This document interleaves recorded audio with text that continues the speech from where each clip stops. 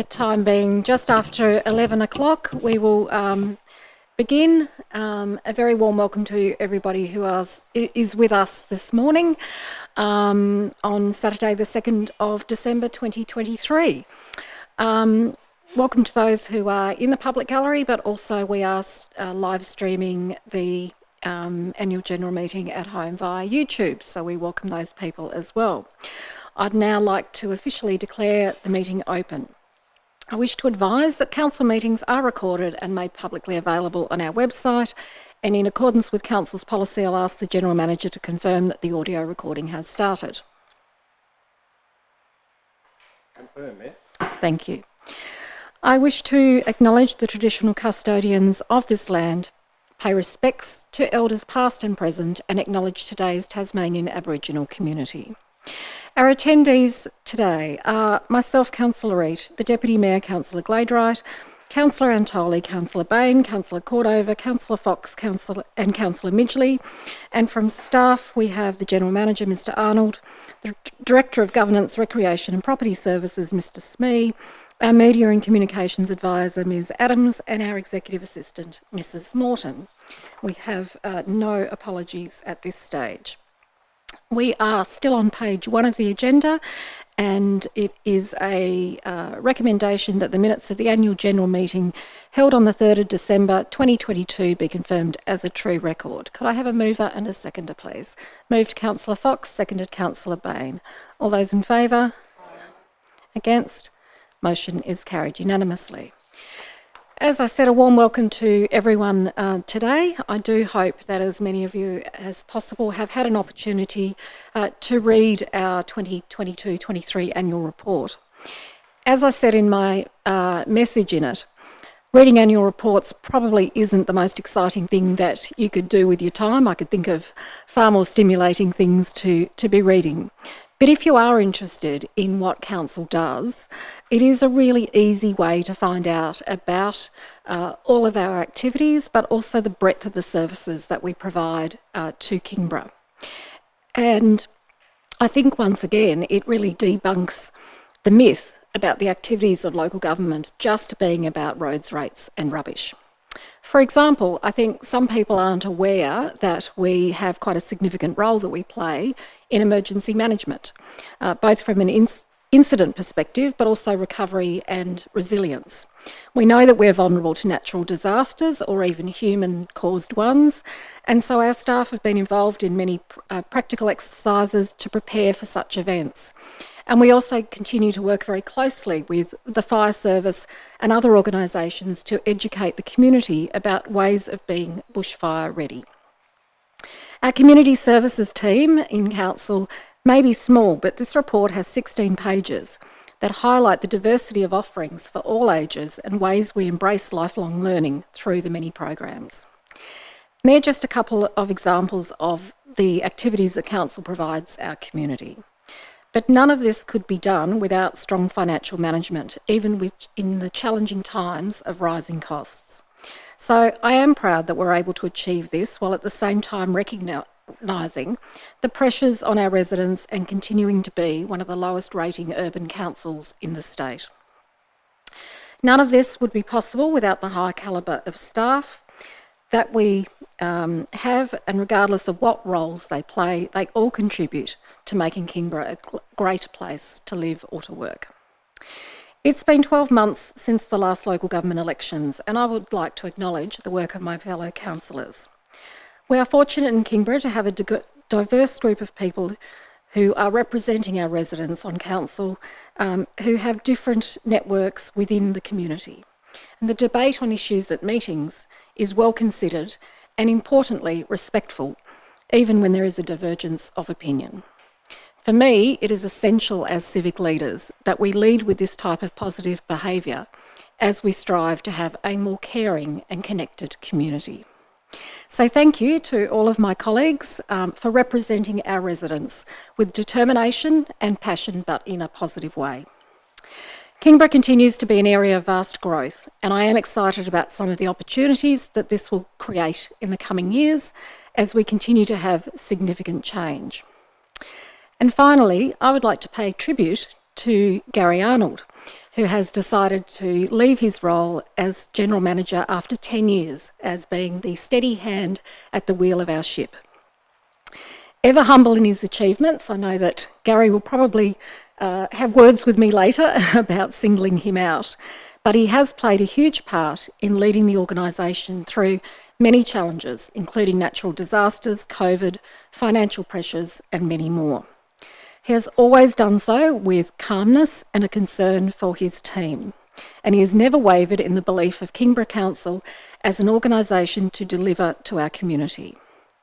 As we are now in the process of recruiting his replacement, I can say that they will have very big shoes to fill, and I sincerely thank Gary for his 10 years of service to our community, and I know that I speak on behalf of all staff and councillors in wishing him and his family well for the future, and I'm sure that we will probably see you sitting there in the audience as a community member at next year's AGM.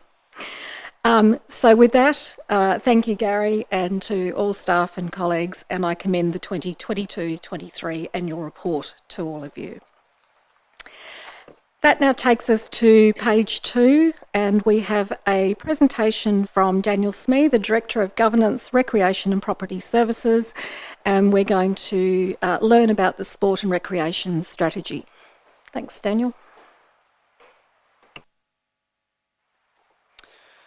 Thank you, Mayor.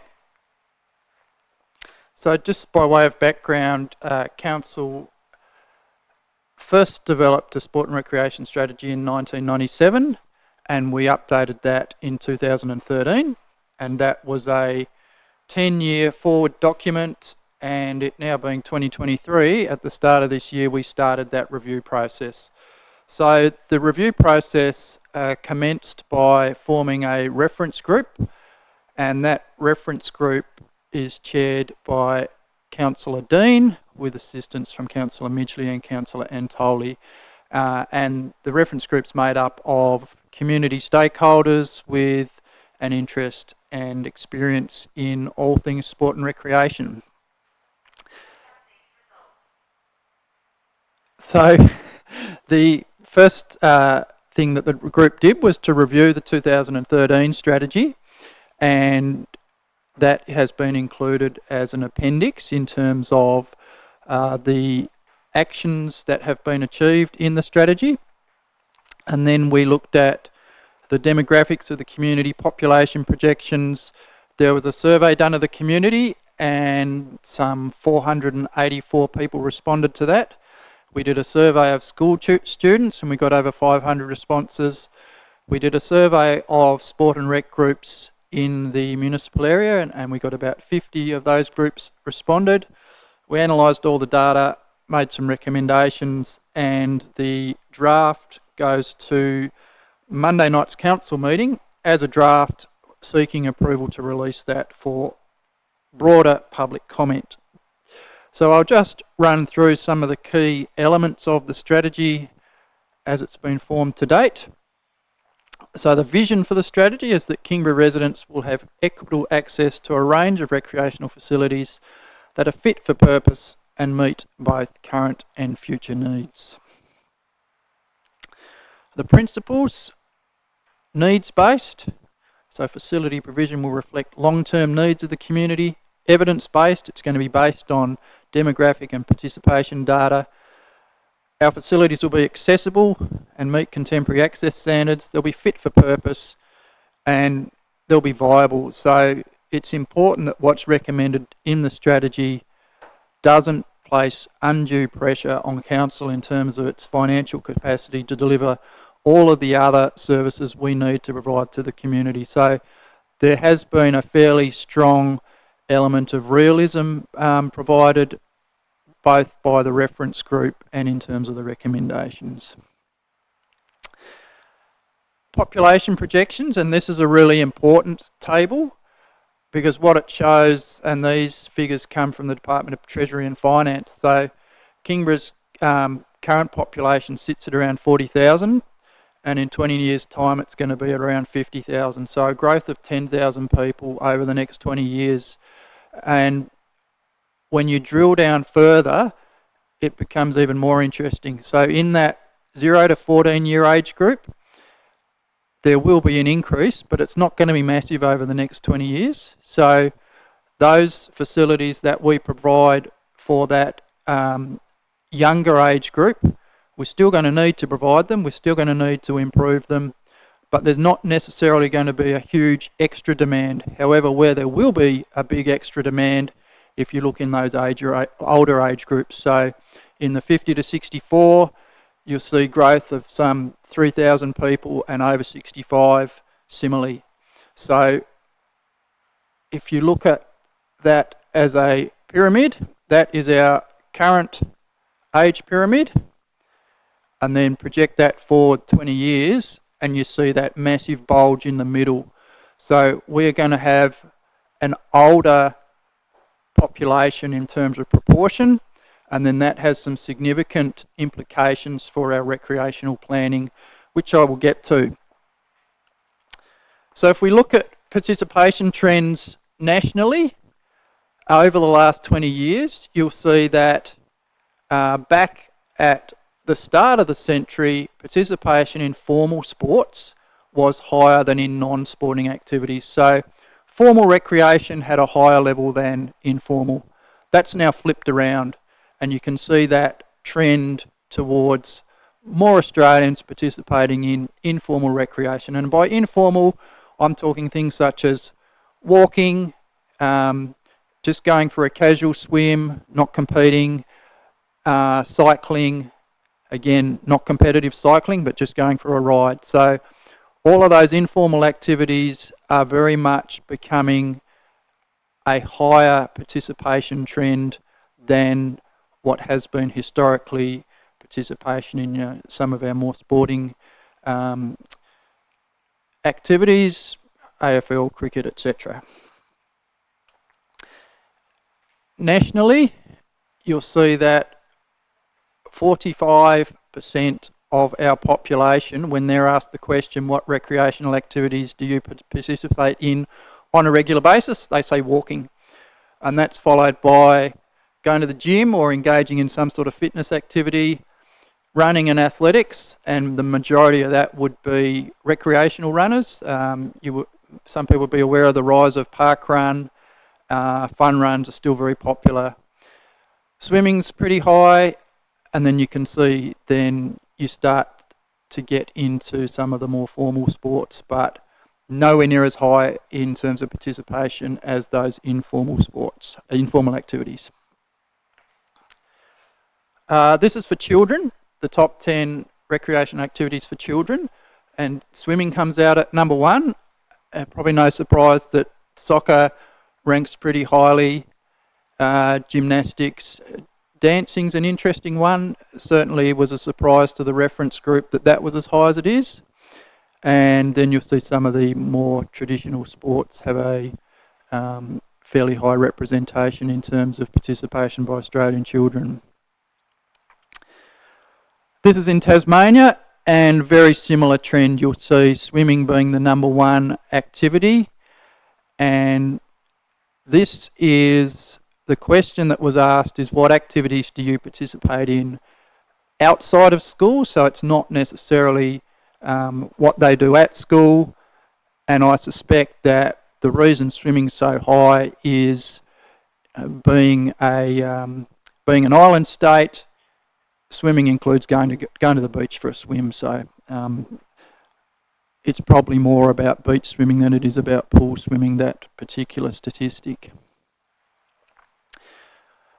Now we drill down to Kingborough, and this is adult participation, and again adult participation reflects the national and state trend where walking ranks as our number 1 activity, and the same as nationally going to the gym or engaging in fitness activity ranks as number 2.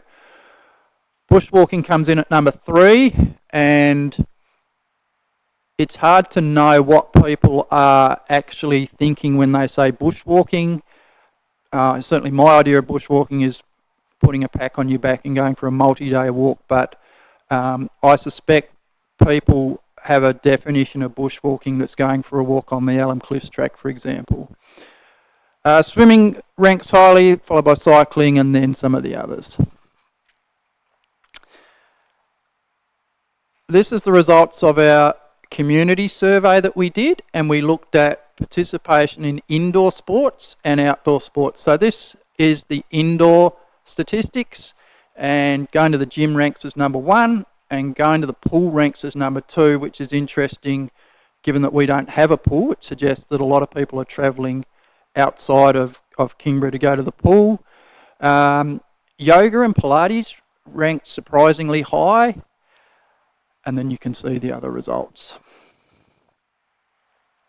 And this is outdoor. So again, walking, bushwalking, running, cycling, all those informal activities are ranking really high amongst our community. And this is amongst young people. So these are the results of the school survey. So there's 500 odd kids that filled this out. And soccer's their number 1, followed by swimming, netball, futsal, mountain bike riding, cricket, etc. By frequency, we have a really active community, so our participation rates are higher than the national average. So you can see, over half of our population are participating multiple times a week. Over 75% of the population are participating in a sport and recreation activity on a weekly basis. And then 13.5% are saying they participate on a daily basis. So our overall participation rate in sport and recreation is about 92%. So only 8% of the community are saying they don't participate in any form of sport and recreation activity. We asked the community to rate the standard of our facilities. So this graph here is in essence providing a score out of 5, where 5 is excellent and 0 is poor. So our indoor sporting facilities ranked fairly highly, as did our dog exercise areas and the condition of our sports grounds, parks and reserves. But then at the other end of the scale, our aquatic facilities didn't rank so high, and that's not a reflection on the standard of the private pool in Kingston. It's a reflection of people saying, well, we don't have one, so we're going to rate it poorly. Our skate facilities ranked fairly poorly, and cycle paths, again, not necessarily a reflection on the condition of what we got. It's more people saying, well, we don't have enough, so we're going to score that one fairly poorly. We asked people what they saw as opportunities for improvement, and this particular response, when you drill down into the data, more facilities for most people equals we want a public swimming pool, and they told us that in the data. There's some other comments around improving the quality, improving fit for purpose, making our facilities more affordable, but when you look at the raw data behind what's informing these comments, the overwhelming theme is about the community telling us we would like a public pool, please.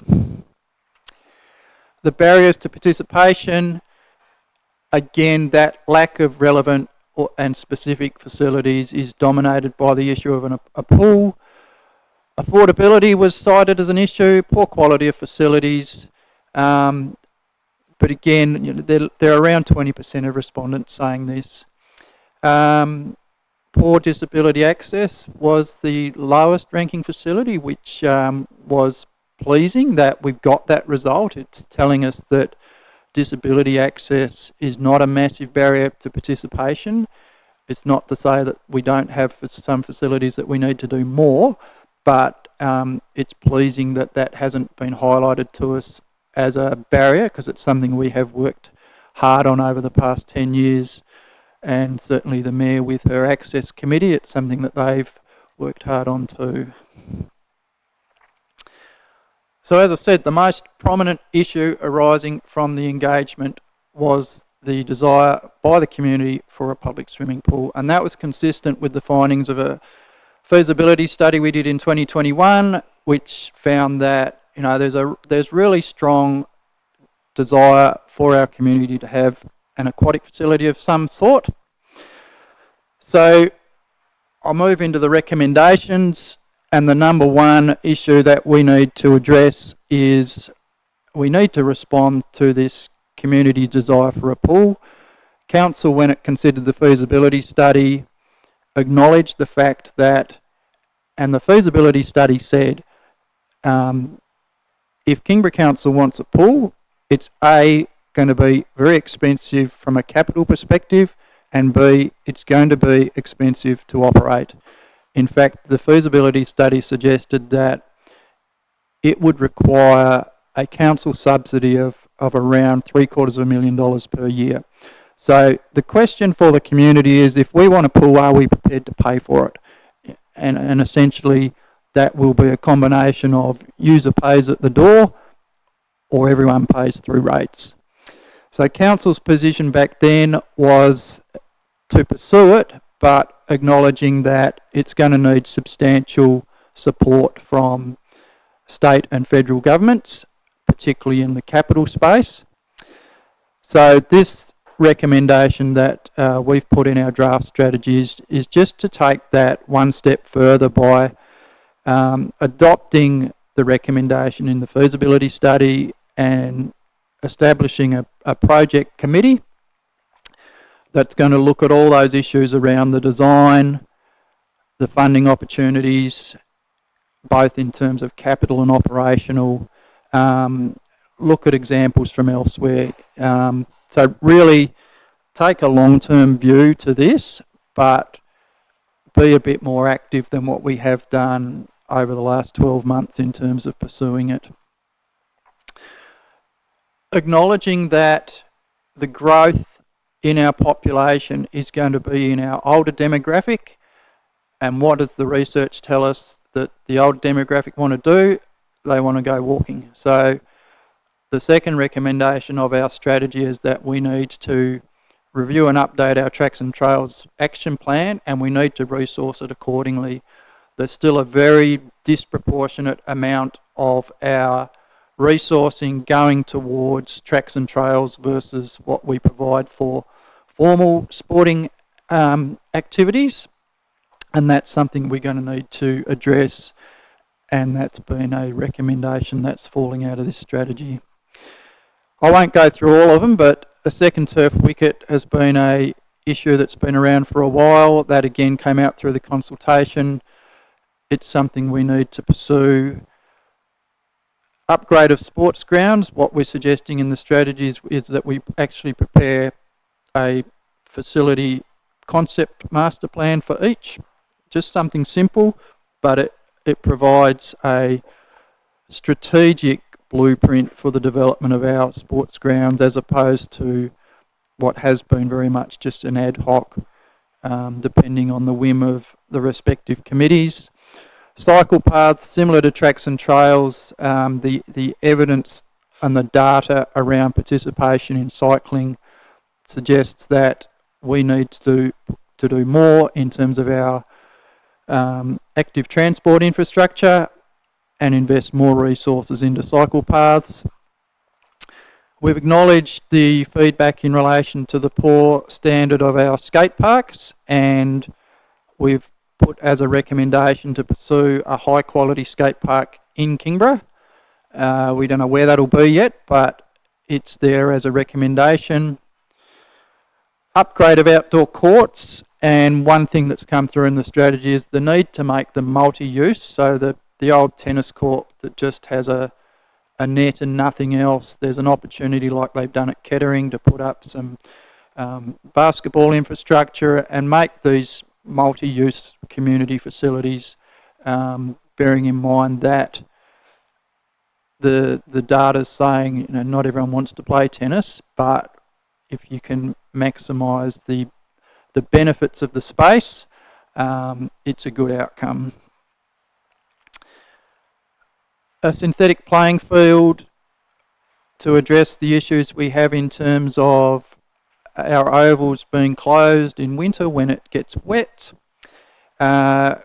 With the growth in the population, we know we're going to need more indoor courts at the Kingborough Sports Centre.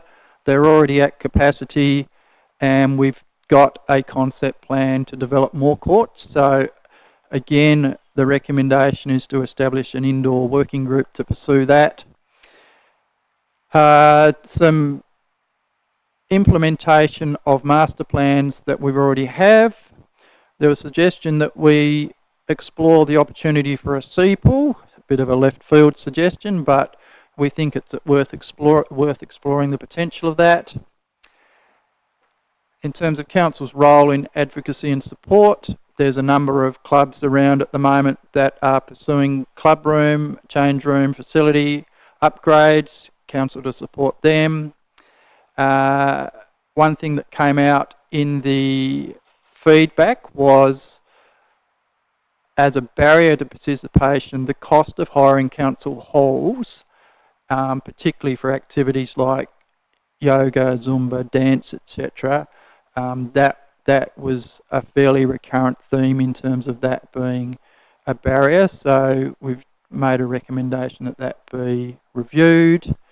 We don't have a marine facilities strategy, and yet we do have increasing participation in kayaking, canoeing, and we got a high level of recreational fishing activity in Kingborough. So a more strategic approach to our marine facilities would be good. A lot of the clubs told us that they'd really like support in terms of grants, being able to have council assist them in terms of knowledge of what grants are available and actually helping them put together an application. So there's a recommendation in there for council to pursue within its workforce plan a grants officer, and that would also benefit council in many other areas, not just sport and rec. Interestingly, one of the feedback items received in relation to barrier participation was just lack of knowledge of what sporting clubs are out there and what facilities are out there. So there's an opportunity, and it's a fairly low-hanging fruit one in terms of promotion.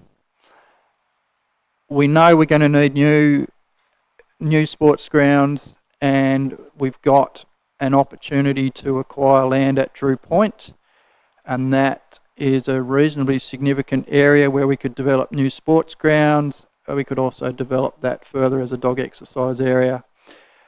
And then, given that land is limited, but we do have lots of school facilities, the opportunity to collaborate with the Department of Education, Children and Young People, as they're now called, to develop partnerships so that we use school facilities for community use after hours.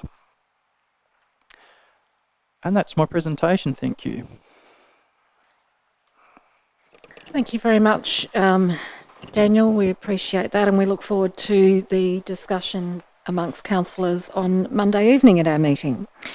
We now move to page 3, consideration of the 2022-23 annual report.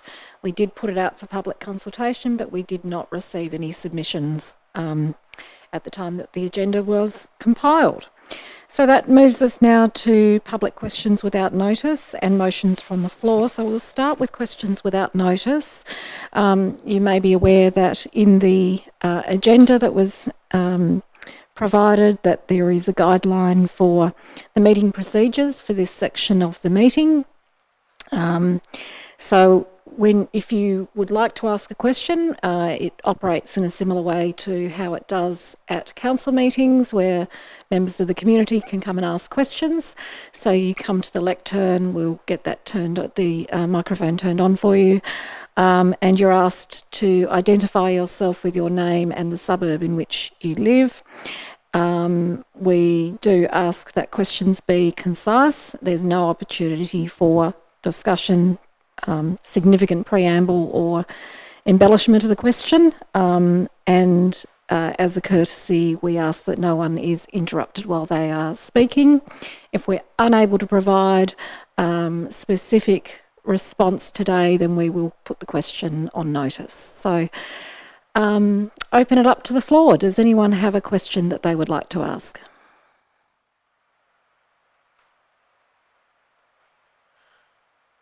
No? Okay. I think that's a first at an AGM for me. Thank you. We now move to motions from the floor. Similar procedure, so if you wish to move a motion, come to the lectern. Motions, the mover can speak for 5 minutes, and then we'd ask other people in the audience to speak, and then the mover has a right of reply, and then anybody who is in the public gallery who is a resident of Kingborough can vote on the motion. The motion then goes to council for consideration at a forthcoming meeting. Does anyone have a notice of motion they would like to put forward? Thank you. Would you like to come forward?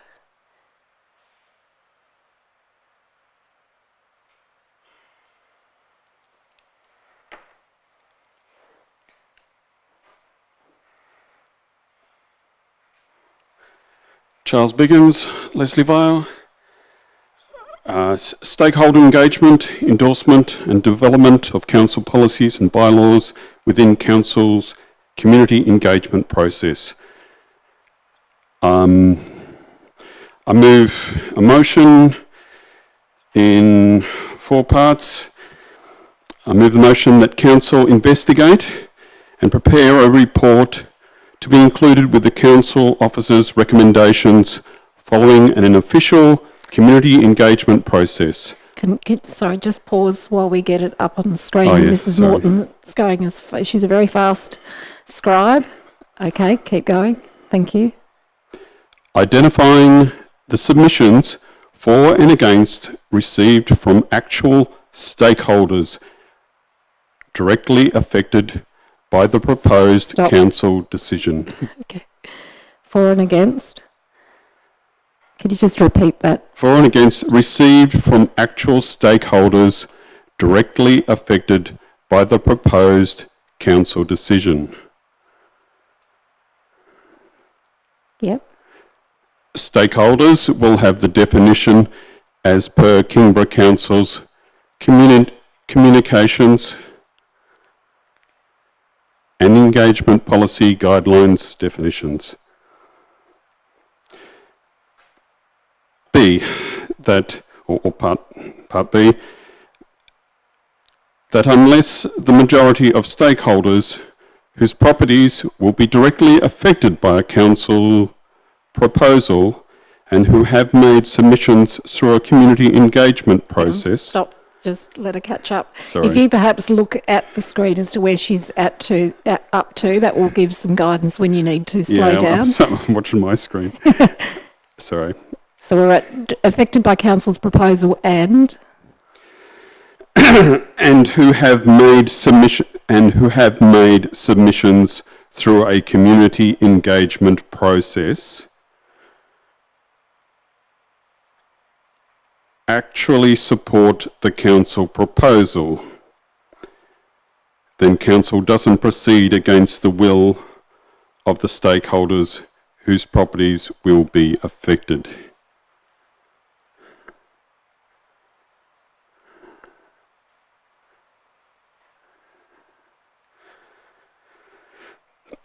Part C.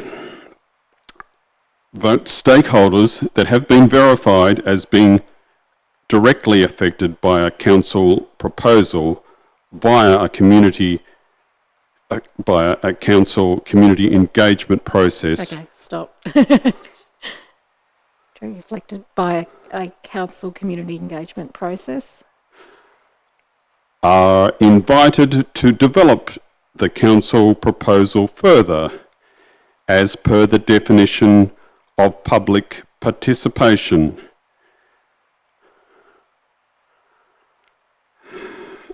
in the council's communications and engagement policy and guidelines. And part D, that the recent trees on private property bylaw be among the first community engagements to be investigated, reported and developed in accordance with the 3 previous principles of stakeholder engagement, endorsement and development of council proposals.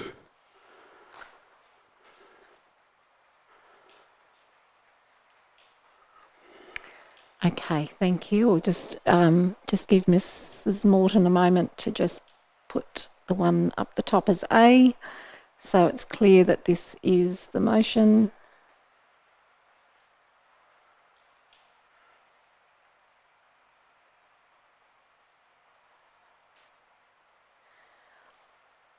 Thank you very much. I won't read that motion. I won't repeat that motion because I think it's clear to everyone, but we're looking for a seconder of the motion now. Do we have a seconder for this motion? Yep, and could you state your name, please? Right, thank you.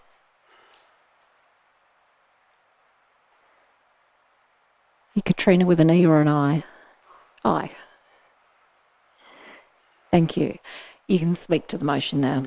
Speak to the motion.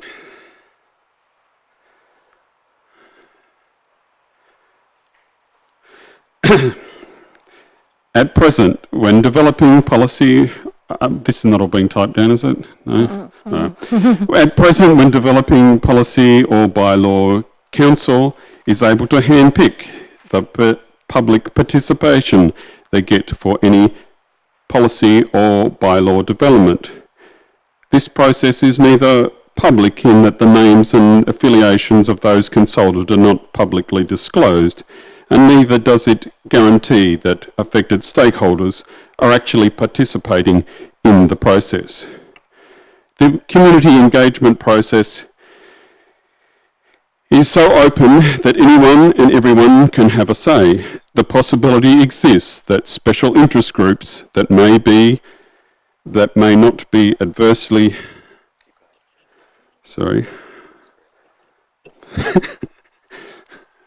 I can probably speak without the microphone, adversely affected by council decisions themselves and may not live in the municipality or even in Tasmania, are able to drown out the concerns of actual stakeholders of our local council body corporate. I do not wish to censor the general public and visitors to the municipality from contributing to the community engagement process, but these people are not stakeholders in this local council, and council's primary body corporate function is to serve the interest of its stakeholders, whilst also maintaining the health, safety and environment of the municipality for the broader community. Kingborough Council has a long history of developing environmental regulations in this municipality with minimal stakeholder participation in the engagement, endorsement and development of these property rights restrictions. The biodiversity offset policy set to top $81,000 per hectare that never went out to public consultation. The nomination of 20,000 hectares of private land for landscape conservation zoning under the new Tasmanian planning scheme that never went out to public consultation, and the tree bylaw that previously operated in this municipality for more than a decade also never went out for public consultation.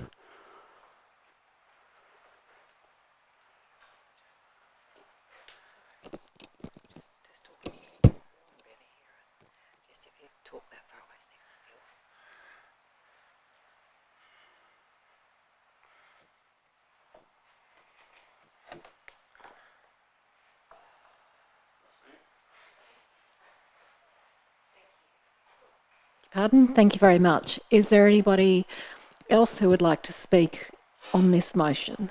Yep, please come forward. Okay. Would anyone else like to speak on this motion, either for or against it? I probably don't need to ask you then to have a right of reply, as you've been our only speaker, so that closes the debate on that motion. I'm going to put the motion, it's as printed on the screen. All those in favour, please raise your hands. I need to count. 1,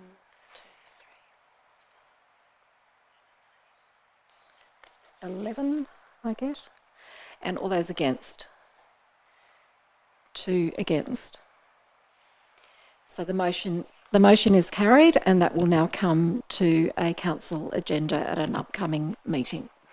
Further motions?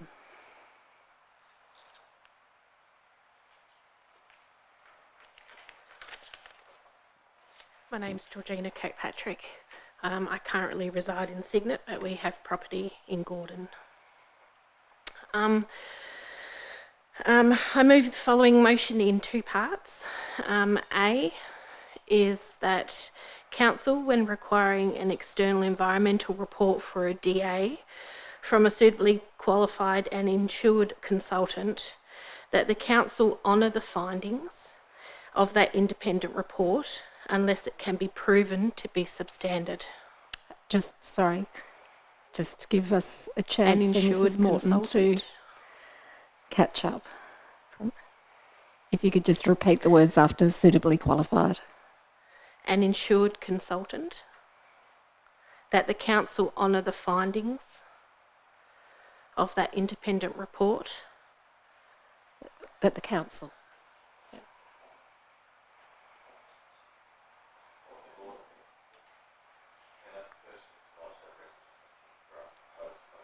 Yes, as a ratepayer, because I she's have indicated land that in she pays Gordon. rates at Gordon, so, yeah.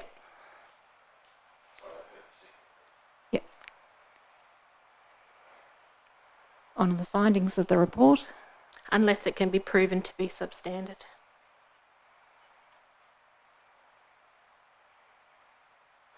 And part B to this. If council wish to challenge the findings of an independent report commissioned by the landowner, council must provide two alternative reports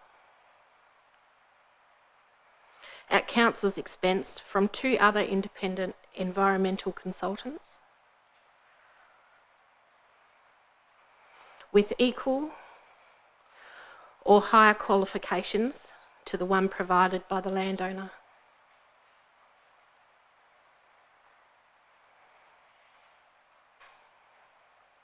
Those are my two.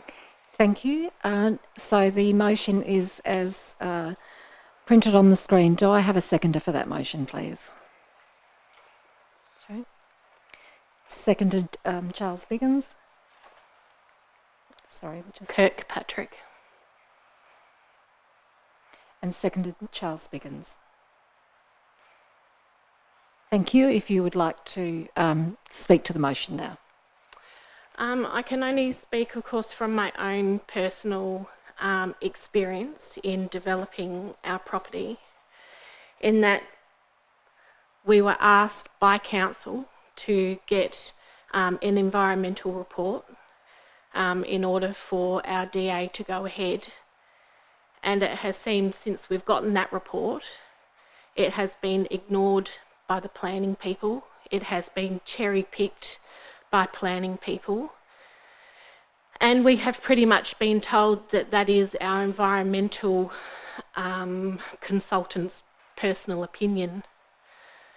I find that pretty ridiculous when you are trying to provide reports that are requested by council, because without those reports we wouldn't be able to go any further for our DA, and then for council to then move the goalposts and not really come back with any particular